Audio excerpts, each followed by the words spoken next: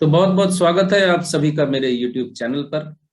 राहु देव राशि परिवर्तन करने जा रहे हैं 17 मार्च 2022 को और 30 नवंबर 2023 के लगभग राहु देव मेष राशि में और केतु देव तुला राशि में रहेंगे।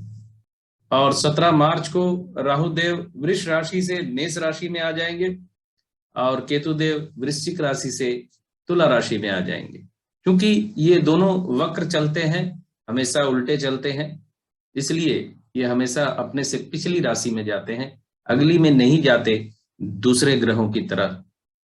बहुत ही सरल शब्दों में एक बात अगर मैं आपको कहूं तो सबसे बड़ी बात या सबसे बड़ी समस्या राहु केतु के गोचर फल बताने में ये होती है कि राहु केतु की अपनी कोई राशि नहीं है, किसी भाव के ये रिप्रेजेंटेटिव नहीं होते। मतांतर से राहु की कन्या केतु की मीन मानी जाती है, लेकिन वहां भी मतांतर है। कुछ लोग किसी और राशि को राहु की मानते हैं, कुछ लोग किसी और राशि को केतु की मानते हैं, तो यहां भी कंट्रोवर्सी चलती है। तो तीन मत हो गए एक प्रकार से। खैर, मैं राहु केतु की राशि नहीं मानता, मेरा मत पहले मत के साथ है। इसी वजह से राहु और केतु का गोचर फल डालना बड़ा कठिन होता है। राहु और केतु का गोचर फल बताना कठिन इसलिए भी होता है क्योंकि राहु और केतु एक साथ राशि परिवर्तन करते हैं और एक राशि में राहु का और केतु का दोनों का फल बताना होता है। और अमूमन राहु शुभ फलदायी होता है अगर राशि में, तो केतु अशुभ फलदायी हो जाता है। बहुत कम ऐसा होता है कि राहु भी शुभ फल दे और केतु देव भी शुभ फल दे। जैसे उदाहरण के तौर पे अगर मैं कहूं कि राहु द्वादश में होगा तो अशुभ फल करेगा और केतु छठे भाव में बैठ के शुभ फल करेंगे। तो राहु और केतु दोनों एक साथ जब राशि परिवर्तन कर रहे हैं तो राहु शुभ फल करेगा, केतु अशुभ फल करेगा, या राहु अशुभ फल करेगा और केतु शुभ फल करेगा, ये दोनों एक साथ ही करेंगे। तो सबसे यक्ष प्रश्न यही हो जाता है कि फिर इस गोचर फल में जातक को फल कौन सा मिलेगा, केतु का मिलेगा या राहु का मिलेगा या दोनों का मिलेगा। तो यहां मैं कहूंगा कि फल तो दोनों का मिलता है, लेकिन किसी एक का फल थोड़ा ज्यादा मिलता है। जो लोग मुझे सालों से फॉलो कर रहे हैं वो जानते हैं इस सूत्र को कि किसका फल ज्यादा मिलता है। उस सूत्र को मैं यहां नहीं बताऊंगा, उस सूत्र को मैं यहां नहीं बताऊंगा। मैंने बहुत सूत्र बता दिए हैं YouTube पे। अब मैं कोई भी ज्योतिष का सूत्र बचाने से अपने आप को रोक रहा हूं, जानबूझ के रोक रहा हूं।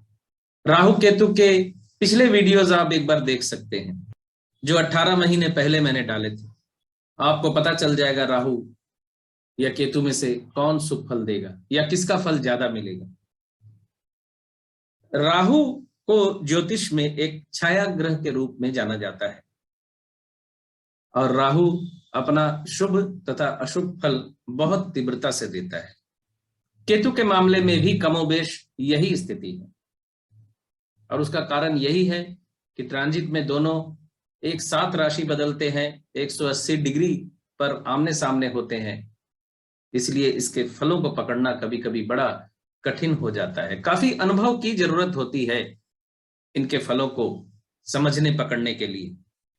जिस तरह शनि देव से डर लोगों के मन में बैठा हुआ है शनि देव के प्रति, राहु के प्रति, केतु के प्रति भी कमोबेश वैसा ही डर लोगों के मन में बैठा हुआ है। राहु को असत्यवादी, कपटी कहा जाता है, सदैव दूसरों की बुराई करने वाला, चुगली निंदा करने वाला, मुंहफट, बिना सोचे समझे बोलने वाला, परंपराओं की खिलाफत करने वाला राहु को कहा जाता है। हालांकि राहु को असुर होने के बावजूद देवता का पद प्राप्त है, क्योंकि राहु ने अमृत पान कर लिया था। इस वजह से राहु के अंदर कुछ शुभ लक्षण भी आ जाते हैं। कभी कभी कुंडली के अनुसार राहु शुभ फल भी दे देता है, लेकिन ये मान के चलिए राहु के 90% फल शुभ नहीं होते। राहु और केतु दोनों को नैऋत्य दिशा का स्वामित्व प्राप्त है। कई वास्तुशास्त्री यहां तर्क करते हैं कि राहु और केतु चूंकि हमेशा एक दूसरे के सामने होते हैं, 180 डिग्री पे होते हैं कुंडली में, इसलिए वास्तु के अनुसार भी राहु नैऋत्य कोण और केतु ईशान कोण के मालिक कहलाते हैं। लेकिन ऐसा नहीं है। राहु और केतु होरा कुंडली में एक ही राशि में पाए जाते हैं, तो स्थितियों के अनुसार राहु और केतु भी एक ही जगह के मालिक हो सकते हैं। राहु और केतु चूंकि एक ही अंग के दो भाग है, इसलिए राहु और केतु दोनों को नैऋत्य का स्वामी ही माना जाना चाहिए। अनुभव के अनुसार कहीं ना कहीं तो आपको एक मत पे आना पड़ेगा ना। हमेशा द्विमत पोषण करते रहेंगे तो कहां से फलादेश पे पहुंचेंगे या किसी कंक्लूजन पे पहुंचेंगे। क्योंकि राहु और केतु का फलादेश एक साथ ही बताना है हर राशि का, तो केतु के बारे में भी छोटी सी जानकारी आपको मैं यहाँ दे दूं। ज्योतिष में केतु को भी राहु की तरह ही छाया ग्रह ही कहा जाता है। दोनों के स्वभाव में अंतर भी है कुछ, जैसे राहु को पाप का कारक, लोभ और लालसा का कारक माना जाता है। केतु को मोक्ष का कारक माना जाता है, त्याग का कारक माना जाता है।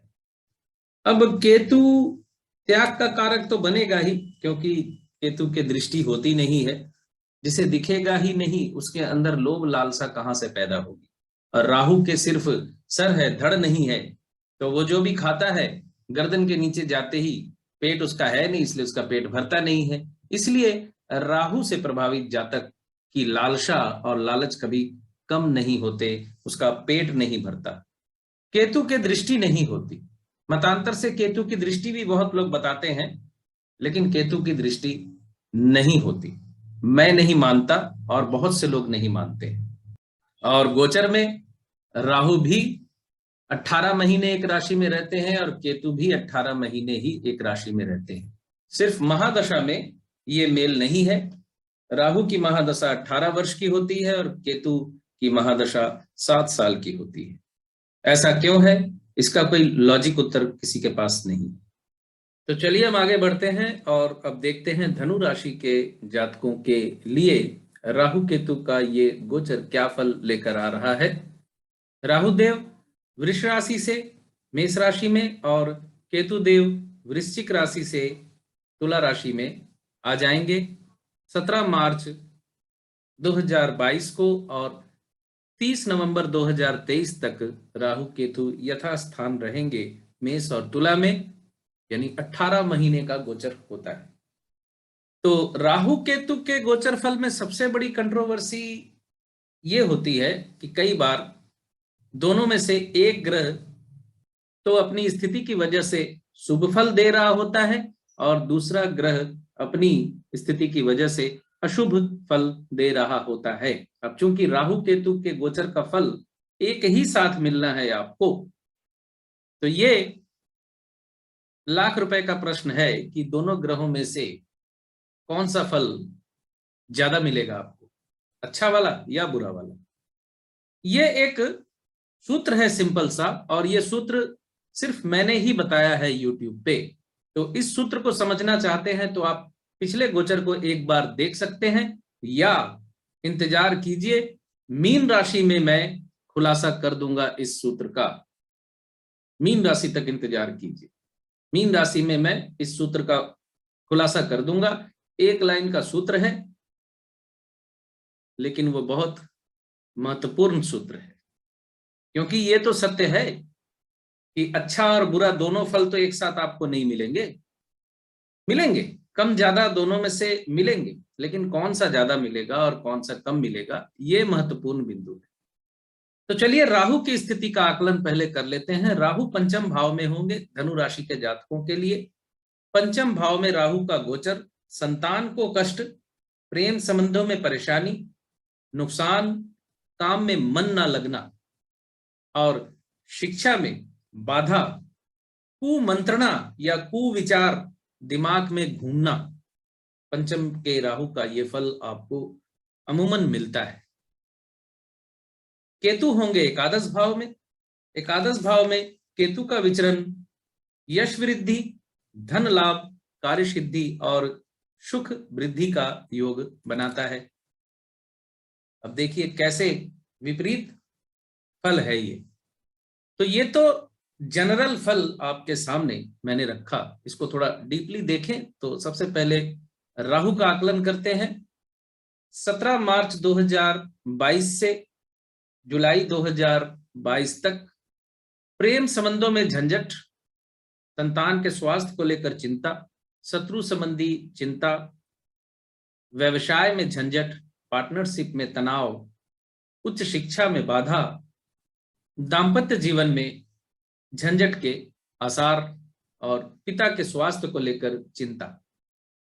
अगस्त 2022 से मार्च 2023 तक साझेदारी के व्यापार में अग्रगति, कामों में बाधा, सितंबर अक्टूबर के आसपास, अक्टूबर नवंबर के आसपास उच्च शिक्षा में सफलता, नवंबर के आसपास पद प्राप्ति, राजनीतिक क्षेत्र में उन्नति, दिसंबर के आसपास स्वास्थ्य लाभ, इच्छा पूर्ति, धन प्राप्ति, जनवरी के आसपास खर्च की अधिकता, अवैध संबंधों में लिप्तता, और जनवरी के आखिरी हिस्सा जो है इच्छा पूर्ति और धन लाभ, मीडिया जगत से जुड़े लोगों के लिए सफलता, प्रेम संबंधों में सफलता।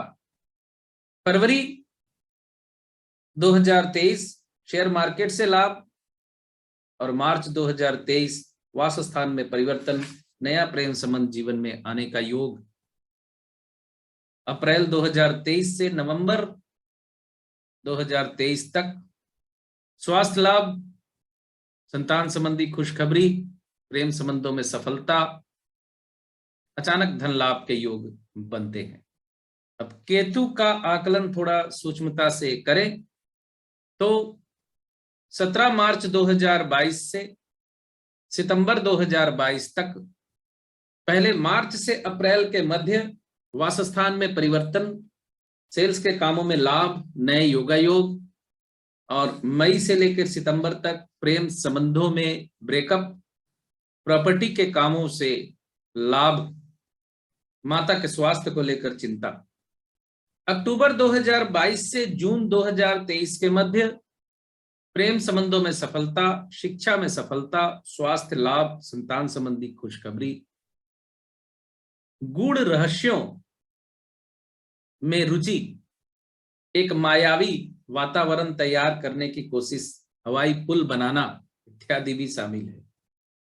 अगस्त 2023 से नवंबर 2023 तक संतान संबंधी खुशखबरी, अविवाहित मित्रों का विवाह संबंध जुड़ने का योग, विदेश व्यापार से सफलता, दाम्पत्य जीवन में प्रेम की वृद्धि।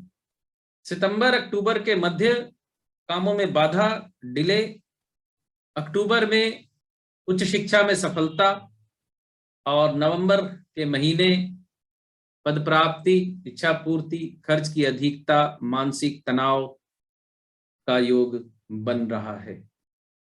तो ये था राहु केतु के गोचर का फल धनु राशि के जातकों के लिए। वीडियो अच्छा लगे तो लाइक शेयर भी कीजिएगा और सब्सक्राइब भी कर दीजिएगा।